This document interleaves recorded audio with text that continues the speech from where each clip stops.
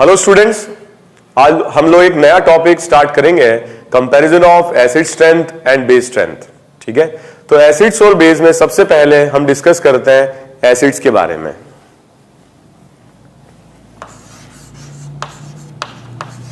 Acids क्या होते हैं?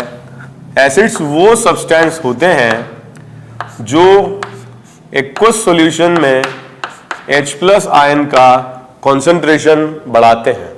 Acids are those substances which increase the concentration of H+ ions in aqueous solution.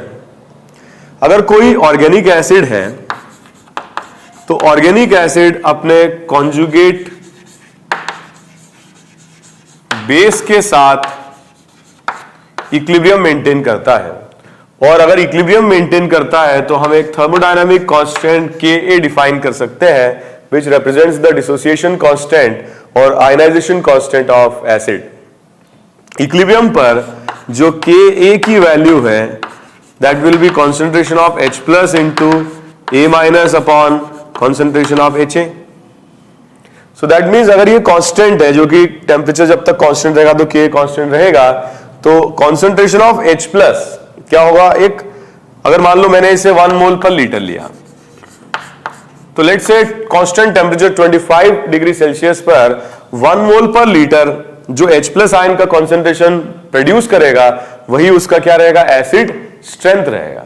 ठीक है, तो एसिड स्ट्रेंथ मतलब एक एसिड कितना ज्यादा H+ आयन प्रोड्यूस कर सकता है एक्वस सॉल्यूशन में। ठीक है, जितना ज्यादा प्रोड्यूस कर पाएगा उतनी एसिड की स्ट्रेंथ ज्यादा होगी।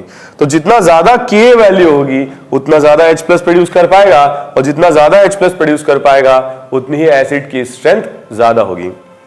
ये K वैल्यू अलग अलग एसिड्स के लिए अलग अलग होते हैं, और ये कैरेक्टरिस्टिक प्रॉपर्टी होती है एसिड की। मगर यह कैरेक्टरिस्टिक प्रॉपर्टी डिपेंड करती है कि जो A- बन रहा है उसकी स्टेबिलिटी क्या है। सबसे पहले हम बात करते हैं एसिड स्ट्रेंथ के बारे में। Acid strength is defined as the concentration of H+ ions.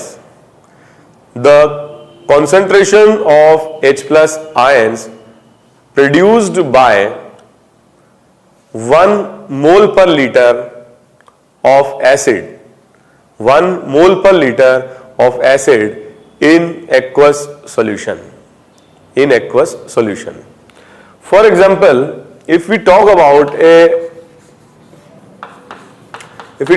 an acid CH3COH, तो मैंने इसका 1 मोल पर लीटर एक्वस सॉल्यूशन बना लिया, और कांस्टेंट टेम्परेचर या लेट्स से 25 डिग्री सेल्सियस पर इसका एक्वस सॉल्यूशन पड़ा हुआ है।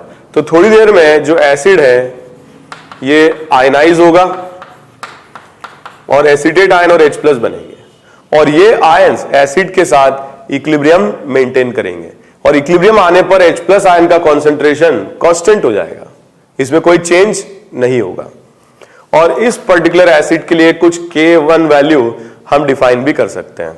ठीक है, मगर ये जो H+ आयन का कॉन्सेंट्रेशन इक्विलिब्रियम पर अटेन होगा, यह इस बात पर डिपेंड करेगा कि एनायन कितना स्टेबल है। भाई ये एसिड फॉरवर्ड डायरेक्शन में तब जाएगा जब ये एनायन स्टेबल होगा, और जितना एनायन स्टेबल होगा उतना ज्यादा बनेगा, जितना ज्यादा बनेगा उतना H+ ज्यादा बनेगा, और H+ ज्यादा बनेगा तो एसिड की स्ट्रेंथ बहुत ज्यादा होगी।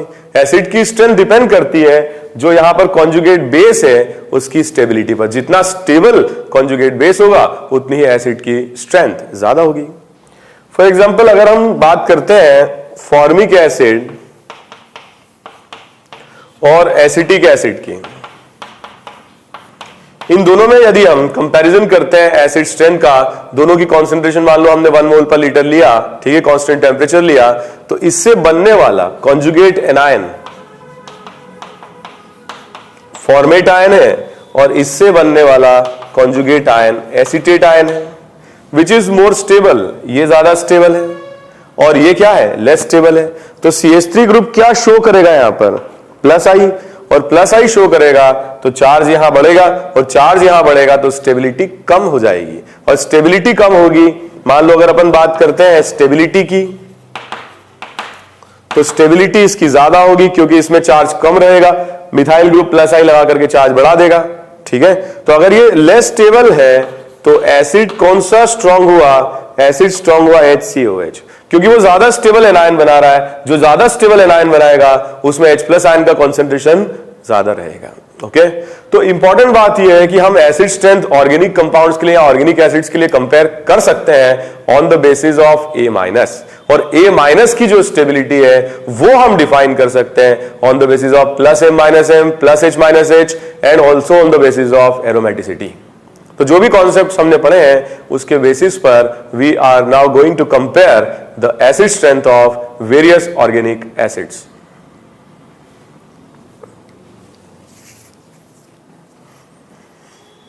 इस कंपैरिजन में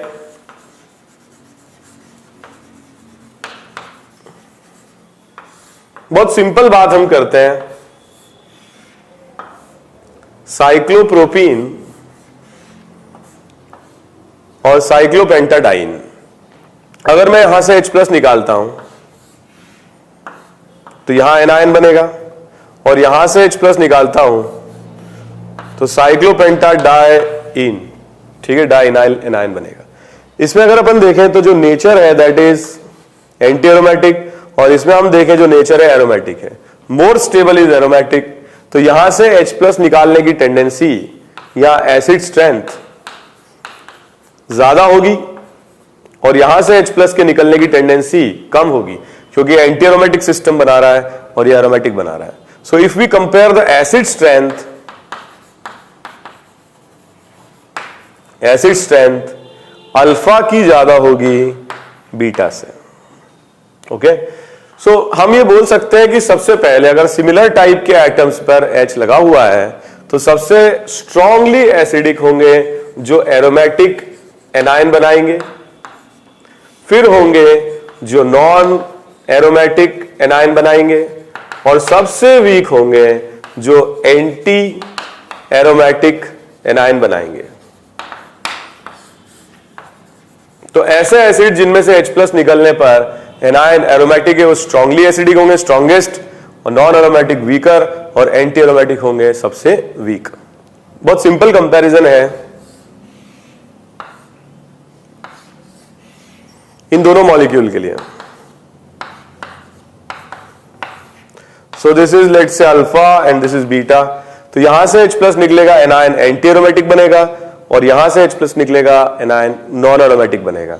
फॉर एग्जांपल यहां अगर अपन लिखें तो नेचर ऑफ एनायन इन दोनों में हम कंपेयर करें, so this is anti aromatic and this is non aromatic. ये ज्यादा स्टेबल होगा, अगर ये ज्यादा स्टेबल होगा तो ये स्ट्रॉन्गर एसिड होगा। इसी तरीके से हम कंपेयर करते हैं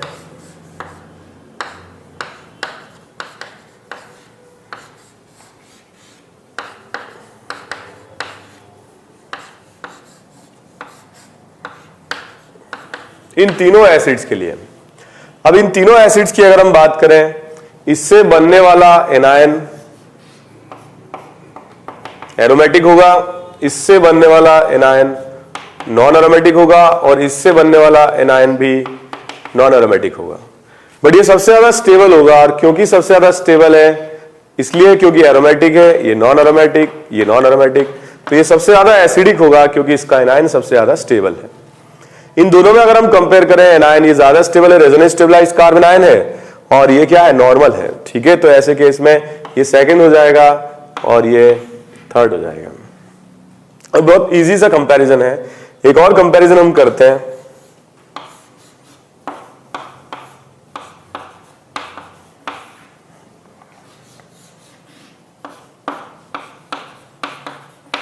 इन दोनों में अगर हम कंपेयर करें, ठीक है, let's say this is alpha and this is beta, तो एसिड स्ट्रेंथ अल्फा की कम होगी बीटा से, क्योंकि बीटा पर जो H है ये अगर एलिमिनेट होगा तो जो एनायन है वो एरोमेटिक नेचर का होगा, और अगर यहां से एलिमिनेशन होगा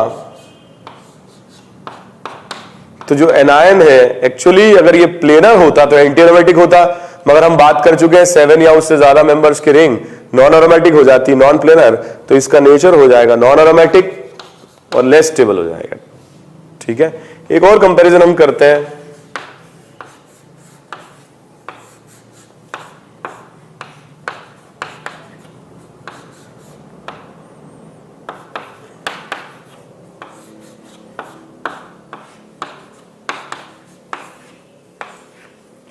तो बढ़िया कंपैरिजन है, इन दोनों में एसिड स्ट्रेंथ इसकी ज्यादा होगी। मान लो let's say this is beta, this is alpha, तो इससे बनने वाला जो एनायन है, the nature of this anion और this carbanion will be aromatic, 2, 4 and 6 pi electron, nature is aromatic, और इससे बनने वाला कार्बन आयन नॉन एरोमेटिक होगा। ठीक है, बात कर चुके हैं ये भी हम, क्योंकि यहां पर अगर अपन देखें 6 मेंबर रिंग है तो नॉन प्लेनर नहीं जा सकता है, और नॉन प्लेनर नहीं जा सकता है तो इसका नेचर होगा anti aromatic with 8 pi electron. तो ज्यादा स्टेबल बनेगा बीटा, और अगर ज्यादा स्टेबल बीटा बनेगा तो बीटा की एसिड स्ट्रेंथ अल्फा से ज्यादा होगी।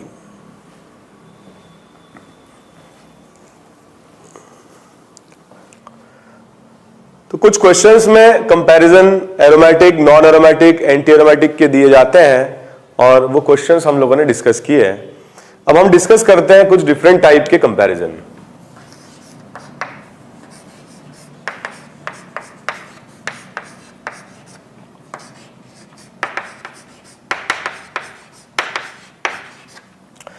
Okay, so this functional group is carboxylic acid and this functional group is enol. अगर हम इनमें एसिड स्ट्रेंथ कंपेयर करें, इससे बनने वाला कॉन्जुगेट बेस कार्बोक्सिलेट आयन और इससे बनने वाला कॉन्जुगेट बेस, ठीक है, इनोलेट आयन, इसमें अगर हम रेजोनेटिंग स्ट्रक्चर बनाते हैं तो दे आर आइडेंटिकल, मगर यहां पर हम रेजोनेटिंग स्ट्रक्चर बनाते हैं तो दे आर नॉन आइडेंटिकल। तो ज्यादा स्टेबिलिटी ये गेन करेगा because of identical nature of resonating structure equally contributing, और ये क्या होगा, अनइक्वली कॉन्ट्रीब्यूटिंग।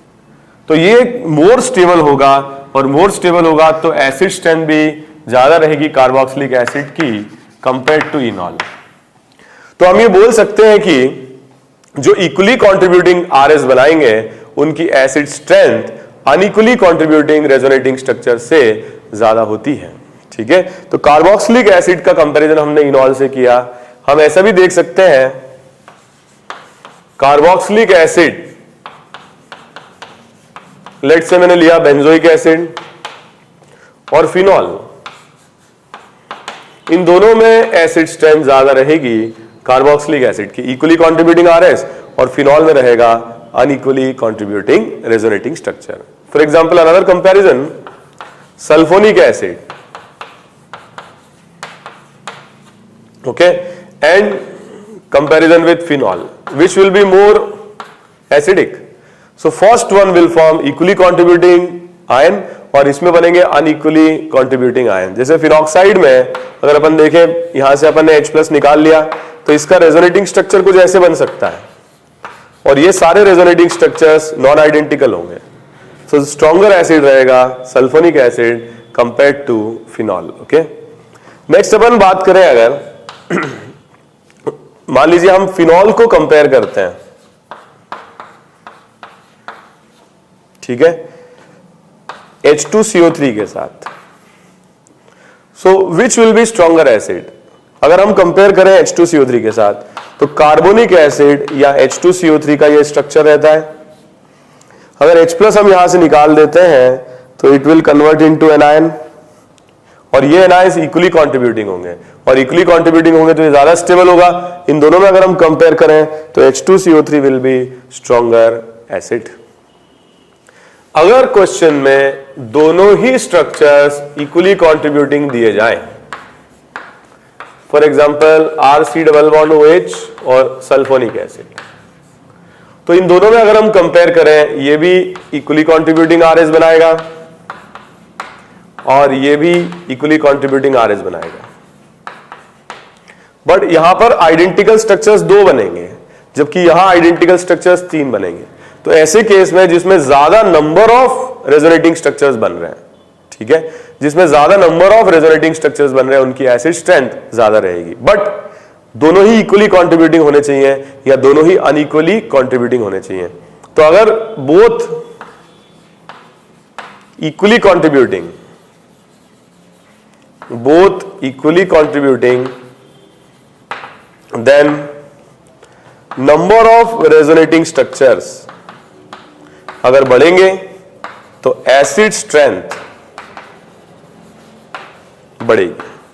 जैसे इन दोनों में स्ट्रॉन्गर एसिड होगा सल्फोनिक एसिड, ठीक है। तो sulphonic acid will be stronger compare to carbonic acid. एक और कंपैरिजन करते हैं, RSO3H और RSO2H। तो इन दोनों में अगर हम देखें, ये 3 इक्वली कॉन्ट्रीब्यूटिंग RS बनाएगा और ये 2 ही बनाएगा, ठीक है। तो इसमें अगर अपन कंपेयर करें तो इसकी एसिड स्ट्रेंथ, ठीक है, ज्यादा होगी, RSO3H की ज्यादा होगी RSO2H से।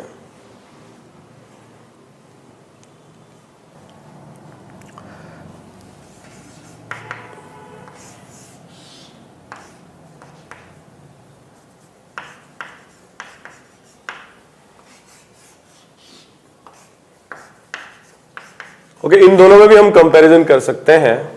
इससे बनने वाला जो एनायन होगा वो एंटी एरोमेटिक होगा और इससे बनने वाला जो एनायन होगा वो नॉन एरोमेटिक होगा, ठीक है। तो ज्यादा स्टेबल ये होगा, एसिड स्ट्रेंथ इसकी ज्यादा होगी।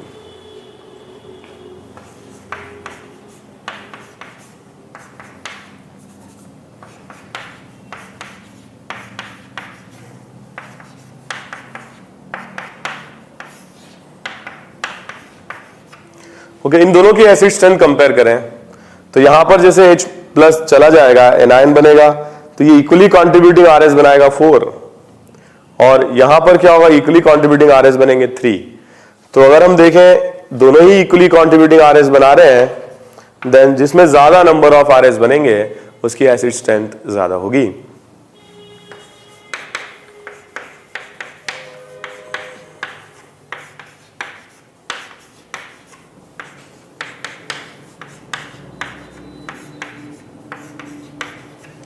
इन दोनों में अगर हम कंपेयर करें H3PO3, ठीक है, एंड H3PO2, तो यहां पर ये हाइड्रोजन क्या होगा, रेजोनेंस से बाहर रहेगा, मगर यहां पर एनायन होता है, यहां पर एनायन होगा, यहां पर एनायन होगा, ये सारे रेजोनेंस में पार्ट लेंगे। तो पहले स्ट्रक्चर में H3PO4 के स्ट्रक्चर में जब H प्लस चले जाएंगे तो जो एनायन होगा ज्यादा स्टेबल बनेगा because of more number of resonating structure.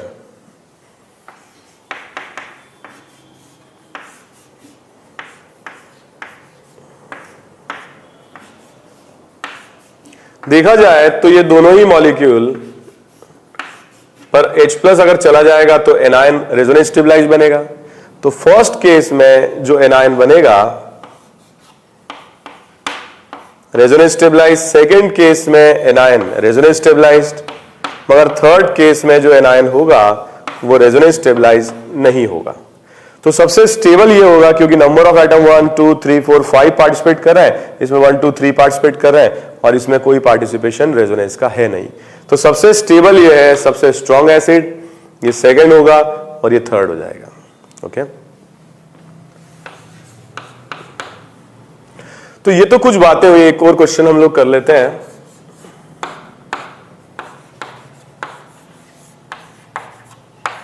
इन दोनों में हम कंपेयर करें तो ये स्ट्रॉन्गर एसिड होगा, बनने वाले कॉन्जुगेट एनायन बहुत ज्यादा होंगे।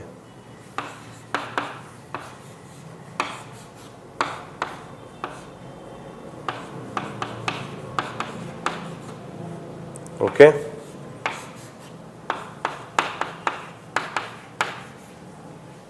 ओके, अगर हम इस स्ट्रक्चर की बात करें, थोड़ा सा डिफरेंट कंपैरिजन हम करते हैं इसमें। तो यहां पर देखें H प्लस निकलने के बाद ये एनायन भी इक्वली कंट्रीब्यूटिंग, ये भी इक्वली कंट्रीब्यूटिंग, बट यहां जो डबल बॉन्ड है वो रेजोनेंस में पार्ट नहीं ले रहा है, लेकिन यहां भी नहीं ले रहा है। तो यहां पर क्या होगा, ये sp2 हाइब्रिडाइज्ड होगा और माइनस आई बढ़ेगा। पहले हम डिस्कस कर चुके हैं माइनस आई की एप्लीकेशन में, माइनस आई अगर बढ़ता है तो एसिड स्ट्रेंथ बढ़ती है क्योंकि एनायन की स्टेबिलिटी बढ़ती है। तो यहां पर एनायन ज्यादा स्टेबल बनेगा और ये स्ट्रॉन्गर एसिड होगा। ओके,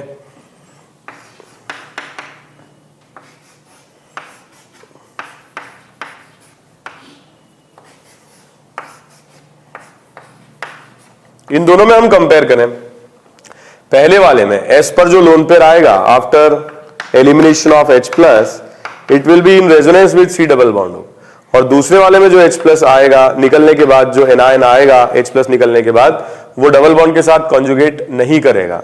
सो ये ज्यादा स्टेबल फॉर्म है, और ज्यादा स्टेबल फॉर्म है तो एसिड स्ट्रेंथ ज्यादा रहेगी। So more stable anion will lead to formation of stronger acid.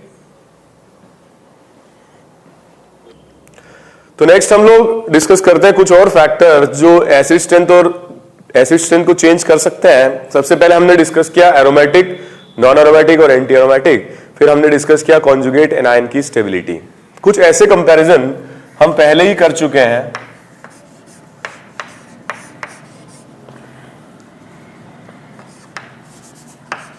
इन दोनों में, ये दोनों इनऑर्गेनिक एसिड्स हैं, ठीक है। अगर हम बात करें तो इन दोनों में से कौन सा स्ट्रॉन्गर एसिड होगा?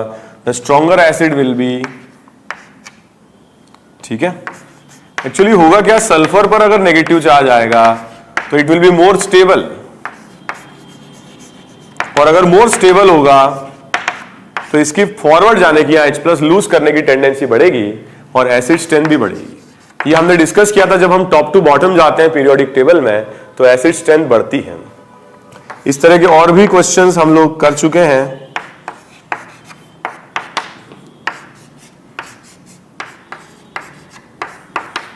ये स्ट्रॉन्गर एसिड होगा, ओके।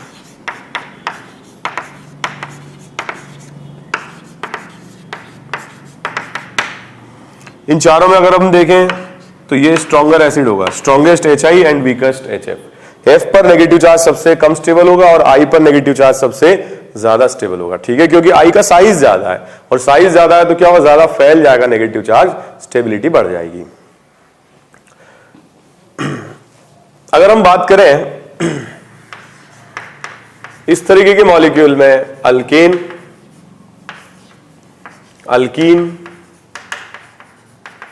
एंड अल्काइन, तो इन तीनों की इलेक्ट्रोनेगेटिविटी अलग अलग है, और अगर इलेक्ट्रोनेगेटिविटी अलग अलग होगी तो नेगेटिव चार्ज की स्टेबिलिटी अलग अलग होगी। सबसे स्टेबल sp कार्बन पर होगा, सेकेंड sp2 कार्बन पर, और सबसे अनस्टेबल होगा sp3 कार्बन पर, ठीक है। तो जिसमें ज्यादा इलेक्ट्रोनेगेटिविटी होगी उसमें एसिड स्ट्रेंथ ज्यादा होगी, ठीक है। मगर ये कब लग रहा है, जब एक ही एटम, मतलब एक ही ग्रुप में, या हम ये बोल सकते हैं कि आउटर शेल सब में क्या हो, सेम हो, मतलब टॉप टू बॉटम हम पीरियोडिक टेबल में अगर ना जाएं या लेफ्ट टू राइट मूव करें, ठीक है, या आउटर शेल सेम हो, तब हम इलेक्ट्रोनेगेटिविटी कॉन्सेप्ट लगा सकते हैं। अदरवाइज हम साइज से डिसाइड करते हैं, जैसा इसमें हम कर रहे हैं, ठीक है। जैसे फॉर एग्जांपल एक और क्वेश्चन है जो हम पहले ही डिस्कस कर चुके हैं, CH4 ammonia water and HF,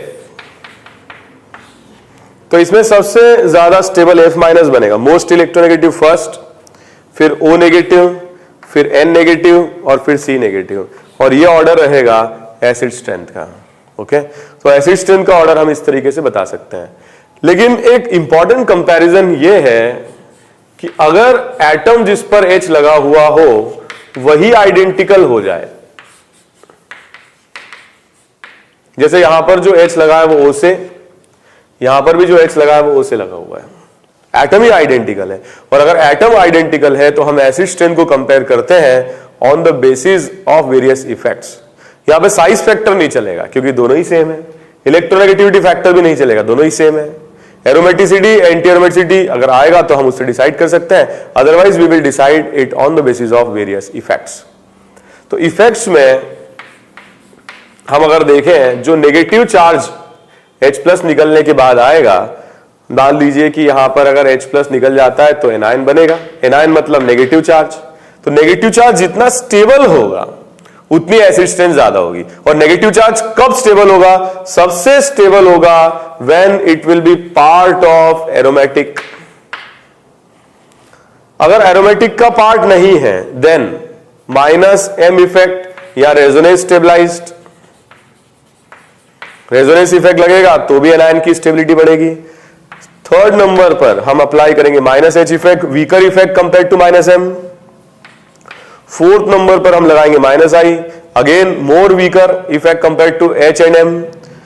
जो डिस्टेबलाइज करेंगे एनायन की स्टेबिलिटी वो होंगे +I, प्लस H और सबसे ज्यादा डिस्टेबलाइज करेगा प्लस M। इससे भी ज्यादा डिस्टेबलाइज करेगा when anion will B part of anti aromatic. तो इसी ऑर्डर में हमको इफेक्ट्स लगाने हैं। -M स्ट्रॉन्गेस्ट, फिर -H, फिर -I, और वीकर होंगे +I, उससे ज्यादा स्ट्रांगली डिस्टेबलाइज करेगा +H, उससे ज्यादा स्ट्रांगली डिस्टेबलाइज करेगा +M, और सबसे ज्यादा डिस्टेबलाइज्ड होंगे पार्ट ऑफ एंटी एरोमेटिक। तो ये जो इफेक्ट्स हैं इनको हम अप्लाई करते हैं कुछ मॉलिक्यूल्स पर जो बहुत ज्यादा एग्जाम्स में पूछे जाते हैं। ठीक है, तो सबसे पहले हम देखते हैं फिनॉल एंड इट्स डेरिवेटिव्स। हम बात कर रहे थे कि जो फिनॉल है they are weaker acids compared to carboxylic acid, because phenol से बनने वाले आयन के, फिनॉक्साइड आयन के रेजोनेटिंग स्ट्रक्चर्स अनइक्वली कंट्रीब्यूटिंग होंगे और कार्बोक्सिलिक एसिड से बनने वाले रेजोनेटिंग स्ट्रक्चर्स क्या होंगे? Equally contributing. कार्बोक्सिलेट आयन के रेजोनेटिंग स्ट्रक्चर्स इक्वली कंट्रीब्यूटिंग होंगे। अब हम क्वेश्चंस देखते हैं इनमें फिनॉल पर हम कोई डेरिवेटिव लगा दें। बहुत सिंपल क्वेश्चंस एग्जाम में पूछे जाते हैं। तो CH3 हमने पैरा पे लगा दिया, CD3 पैरा पे लगा दिया, CT3 पैरा पे लगा दिया। तो यहां पर ये इफेक्ट शो करेगा +H, ये भी +H, ये भी +H। सबसे स्ट्रॉन्ग +H CH3 का होगा और इसीलिए सबसे वीक एसिड होगा, फिर CD3, फिर CD3। ओके,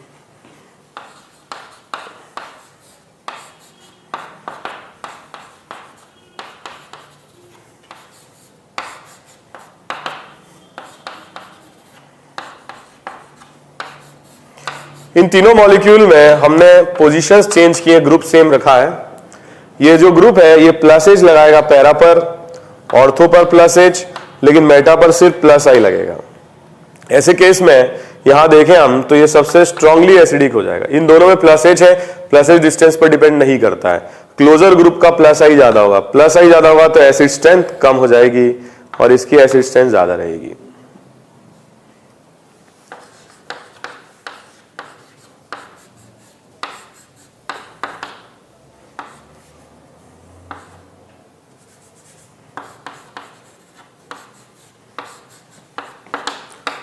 इन तीनों क्वेश्चंस में हमने पोजीशन को सेम रखा है, ग्रुप्स को चेंज किया है। अब मेटा पोजीशन पर +H इफेक्ट लगता नहीं है, +I लगेगा और +I इफेक्ट स्ट्रॉन्गेस्ट होगा CT3 का, और +I अगर बढ़ेगा तो एसिड स्ट्रेंथ कम हो जाएगी।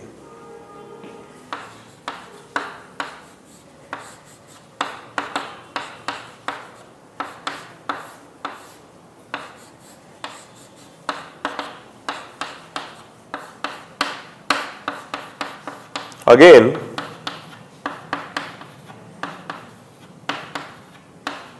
अगर हम इन दोनों स्ट्रक्चर्स की बात करें तो CD3 यहां पर देखिए अल्फा कार्बन पर कोई H नहीं है तो हाइपर कॉन्जुगेशन नहीं लगेगा। CD3 का +I लगेगा और +I अगर बढ़ेगा तो एसिड स्ट्रेंथ कम हो जाएगी, ये स्ट्रॉन्गर एसिड होगा।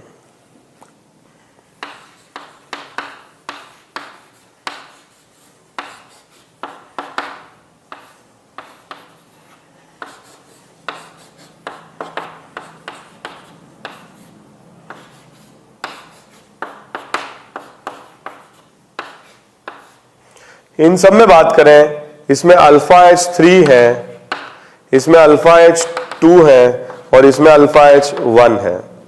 तो अल्फा H अगर बढ़ेंगे तो +H बढ़ेगा और +H बढ़ेगा तो एसिड स्ट्रेंथ कम हो जाएगी। सबसे स्ट्रॉन्ग एसिड ये होगा फर्स्ट, ये हो जाएगा सेकेंड और ये हो जाएगा थर्ड।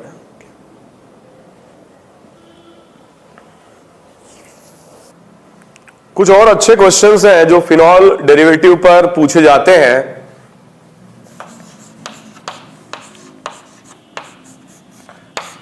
इंपॉर्टेंट है इसमें नाइट्रो डेरिवेटिव।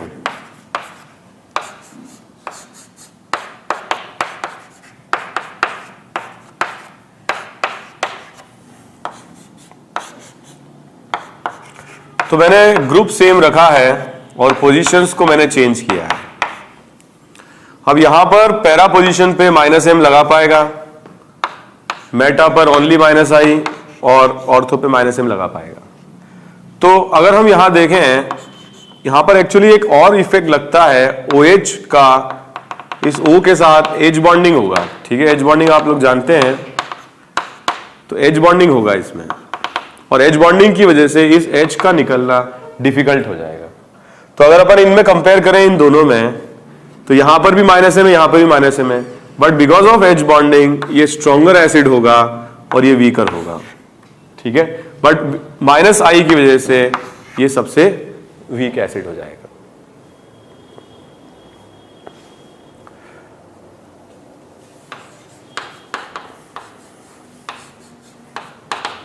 अगर हम फिनॉल में और भी सब्स्टिट्यूएंट लगाते हैं, OH या CH3, पहले अपन देखते हैं OH।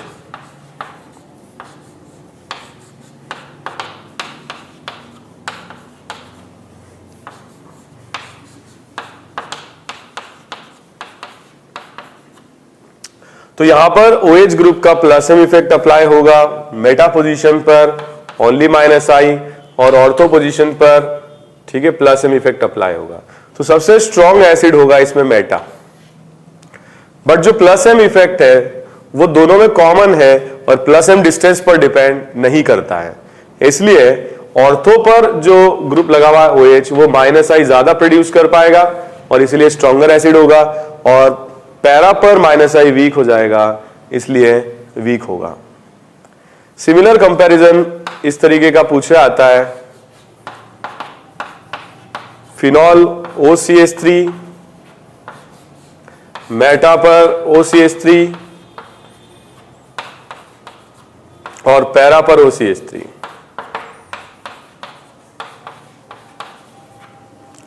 इन तीनों में अगर हम कंपेयर करें, सिमिलर सॉर्ट ऑफ कंपैरिजन, यहां पर +m लगेगा, यहां पर मेटा पर -i और यहां पर +m लगेगा। +m क्या होगा, कॉमन होगा, बट क्योंकि यहां पर क्या है, -i इफेक्ट ज्यादा लगेगा, पैरा पर -i वीक हो जाएगा। सबसे स्ट्रॉन्ग रहेगा मेटा, क्योंकि इसमें +m नहीं लग रहा है। इन दोनों में +m लग रहा है तो स्ट्रॉन्गर होगा ऑर्थो पर +m, क्योंकि ये ग्रुप -i भी लगाएगा और -i विल बी क्या होगा, स्ट्रॉन्गर एट ऑर्थो पोजीशन, और इस पर आ जाएगा थर्ड। ओके, अगर हम बात करें, एक इंपॉर्टेंट कंपैरिजन है,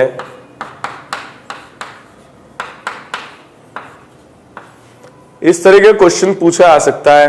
इसमें NO2 हमने पैरा पे लगाया और दोनों पोजीशन पर CH3 लगा दिए। सिमिलरली यहां पर हमने OH के रेस्पेक्ट में पैरा पर CN लगाया और दोनों पोजीशन पे CH3 लगा दिए। ओके, तो होगा क्या, यहां पर NO2 के साथ मिथाइल मिथाइल का रिपल्शन होगा और रिपल्शन की वजह से ये ग्रुप अपने प्लेन से बाहर चला जाएगा। तो because of repulsion NO2 will rotate out of plane, perpendicular हो जाएगा। जो भी बोर्ड का प्लेन है उससे एक ऑक्सीजन ऐसे बाहर आ रहा होगा और एक ऑक्सीजन बोर्ड के प्लेन के पीछे जा रहा होगा। अगर ये नॉन प्लेनर हो गया तो इसका -m कांटेक्ट बेंजीन से खत्म हो जाता है, जबकि यहां पर इसका -m कांटेक्ट रहता है, और -m कांटेक्ट रहने के कारण इस तरह के फिनॉल की या डेरिवेटिव की एसिड स्ट्रेंथ दूसरे वाले से ज्यादा होगी।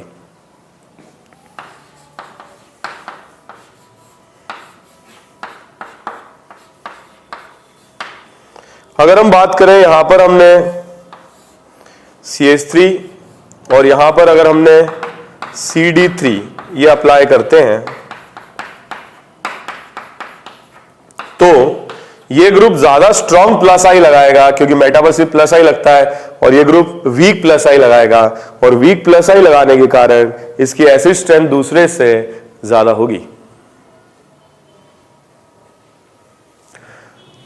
ओके, तो जैसे हम लोगों ने डिस्कस किए फिनॉल डेरिवेटिव्स की बात की, अब हम डिस्कस करते हैं बेंजोइक एसिड और उसके डेरिवेटिव्स की एसिड स्ट्रेंथ का कंपैरिजन। ये बहुत कॉमनली पूछे जाने वाले क्वेश्चंस में से है।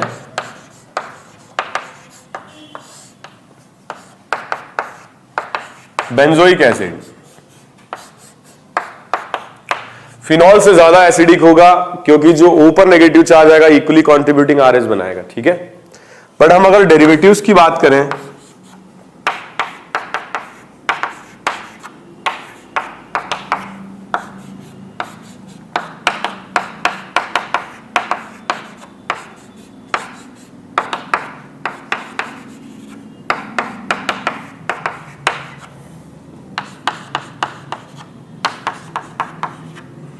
तो पैरा पोजीशन पर हमने अलग अलग अल्काइल ग्रुप्स लगाए हैं, ठीक है, पोजीशन सेम रखी है। यहां पर प्लस एच इफेक्ट तीनों ग्रुप्स लगाएंगे। ये स्ट्रॉन्गेस्ट प्लस एच लगाएगा, ये वीकेस्ट प्लस एच लगाएगा, एसिड स्ट्रेंथ इसकी ज्यादा रहेगी। तो प्लस एच अगर बढ़ता है तो एसिड स्ट्रेंथ कम हो जाती है। If you talk about some other groups which are associated to COH, हमने यहां पर CH3 लगाया और मेटा पर भी CH3 लगाया, तो यहां पर हमने पोजीशन को चेंज किया है, ग्रुप को वही रखा है। तो क्या होगा यहां पर प्लस एच, यहां पर भी क्या लगेगा प्लस एच, मगर यहां पर क्या होगा प्लस एच, सॉरी यहां पर क्या होगा प्लस आई लगेगा, मेटा पर प्लस एच एप्लीकेबल नहीं है। और plus I is a weaker effect. अगर ये वीकर है तो इलेक्ट्रॉन डोनेटिंग नेचर कम होगा, और कम होगा तो एसिड स्ट्रेंथ ज्यादा रहेगी।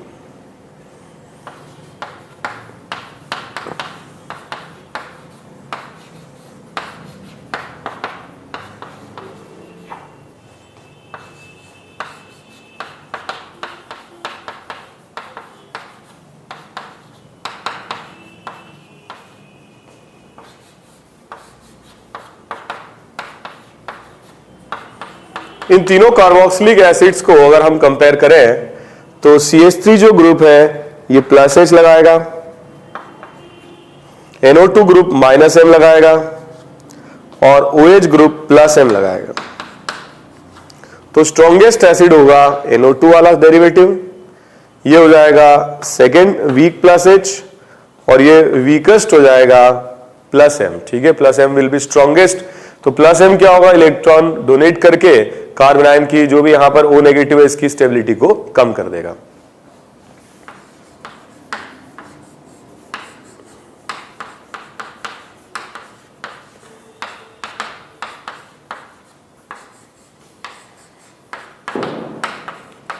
अगर हम इन दोनों का कंपैरिजन करते हैं तो यहां पर OH ग्रुप अप्लाई करेगा प्लस एम इफेक्ट, और यहां पर OH ग्रुप अप्लाई करेगा माइनस आई इफेक्ट।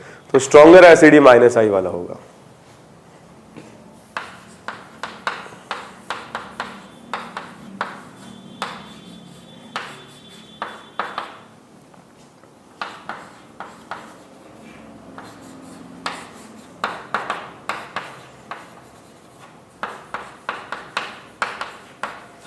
इन दोनों में अगर हम कंपेयर करें, OH ग्रुप ये शो करेगा प्लस एम इफेक्ट, ओके, और ये ग्रुप शो करेगा minus I effect, stronger acid होगा। अब देखो मैं ऑर्थो पे कोई सब्स्टिट्यूएंट नहीं लगा रहा हूं क्योंकि एक बहुत ही डिफरेंट कॉन्सेप्ट है। अगर बेंजोइक एसिड की ऑर्थो पर सब्स्टिट्यूएंट लगा होता है तो डिफरेंट कॉन्सेप्ट लगता है। थोड़ी देर में हम लोग डिस्कस करते हैं, अभी तक एक भी क्वेश्चन में मैंने अप्लाई नहीं किया है।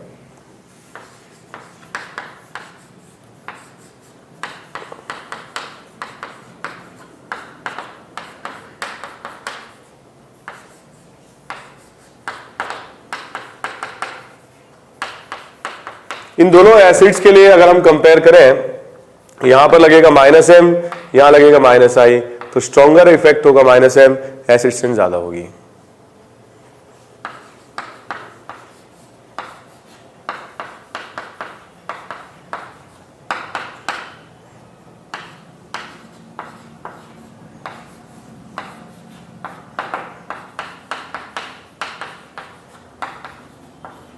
अगेन पैरा पर NO2 का माइनस एम, मेटा पर माइनस आई, तो एसिड स्ट्रेंथ ज्यादा होगी।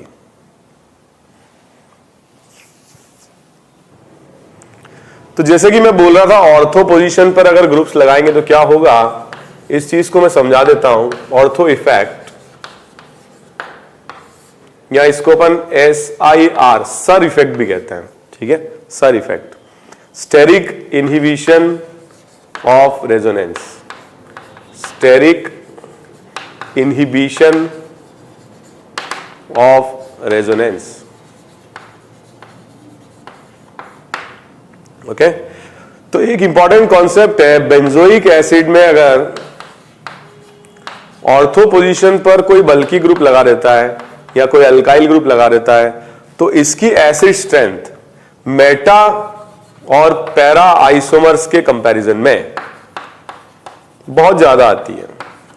तो ऐसा क्या होता है ऑर्थो पर डेरिवेटिव लगाने से, इसको समझने के लिए हम एसिड की तरह जब ये बिहेव करेगा तो जो एनायन बनेगा उसका स्ट्रक्चर बनाते हैं।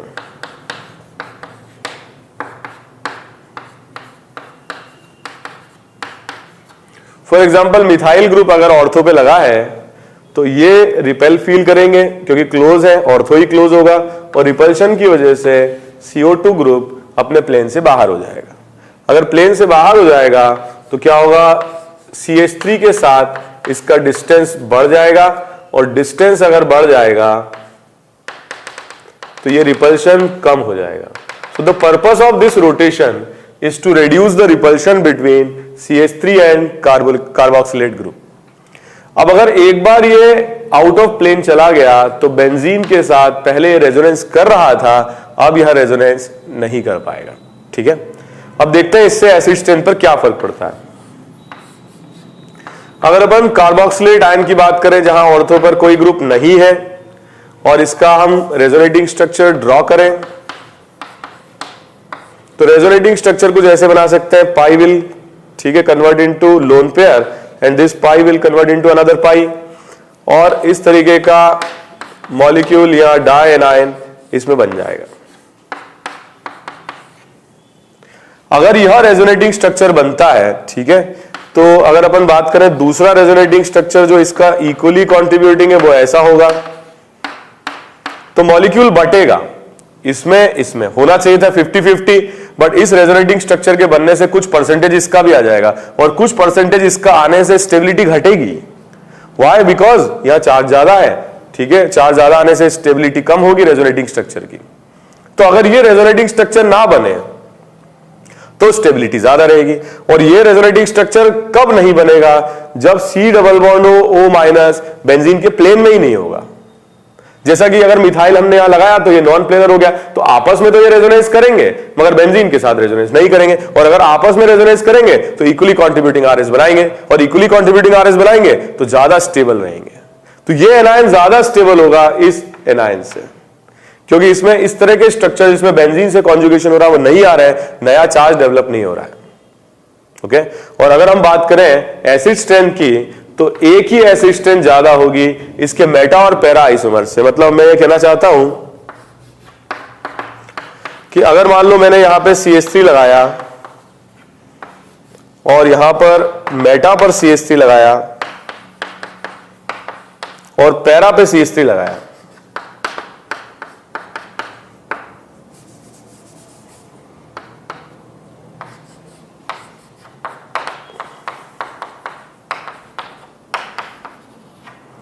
ठीक है, तो यहां पर एक्सेप्शनल फैक्टर होगा SIR, steric inhibition of resonance.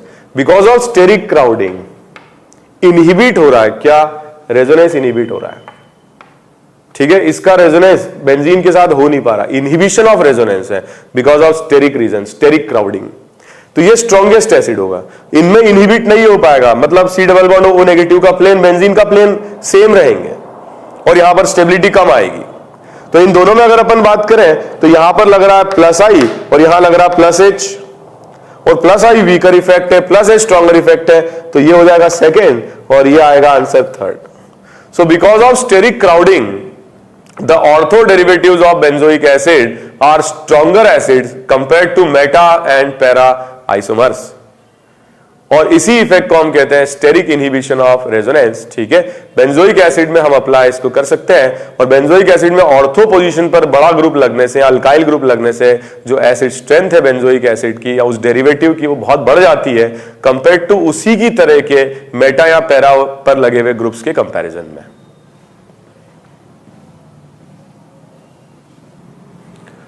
तो इस पर हम कुछ और क्वेश्चंस अटेम्प्ट करते हैं।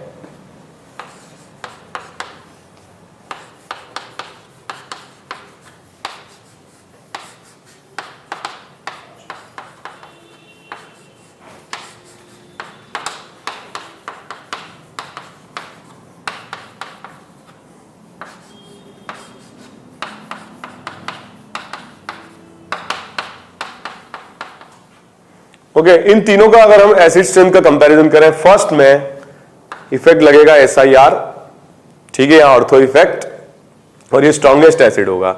इन दोनों में अगर हम देखें, इसमें -H लगेगा और इसमें -I लगेगा, तो ये स्ट्रॉन्गर होगा, -H स्ट्रॉन्गर होगा और -I वीक होगा, ठीक है। तो this will be the comparison of acid strength. Okay, एक और क्वेश्चन हम करते हैं।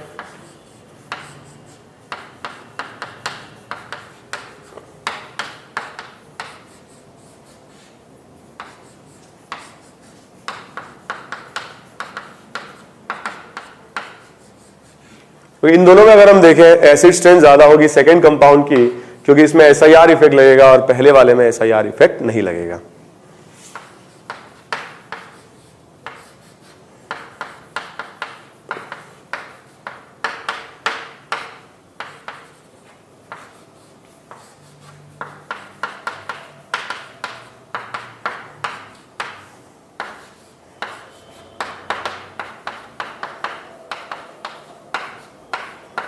ओके, इन तीनों में अगर अपन देखें तो ये मोस्ट बल्की है, और मोस्ट बल्की होगा तो इसमें, ठीक है, क्या होगा, सबसे ज्यादा स्ट्रॉन्ग SIR लगेगा फर्स्ट, ये हो जाएगा सेकेंड, और ये हो जाएगा वीकेस्ट थर्ड।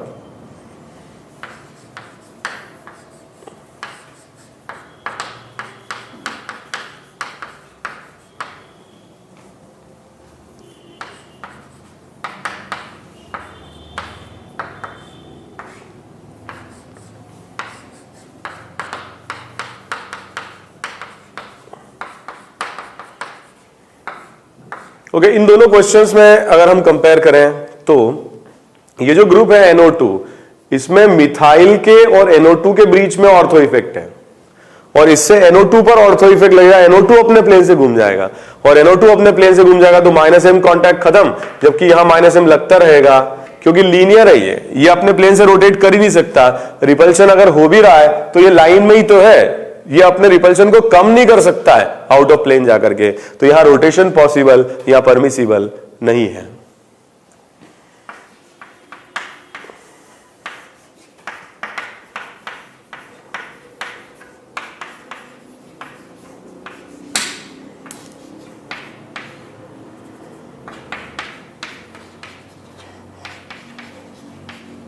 ओके, इन दोनों में कंपेयर करें, कार्बोक्सिलिक एसिड यहां SO3H है और यहां CH3 है, तो कुछ कंपैरिजन ही नहीं है। ये सल्फोनिक एसिड है, ये कार्बोक्सिलिक एसिड, ऐसे सोचें आप। कार्बोक्सिलिक एसिड डेरिवेटिव की तरह नहीं सोचें, कभी कभी इस तरह के क्वेश्चन देकर के थोड़ा सा कंफ्यूज कर दिया जाता है एग्जाम में। तो सल्फोनिक एसिड में ज्यादा number of equally contributing RS बनेंगे, and sulphonic acid will be stronger than carboxylic acid.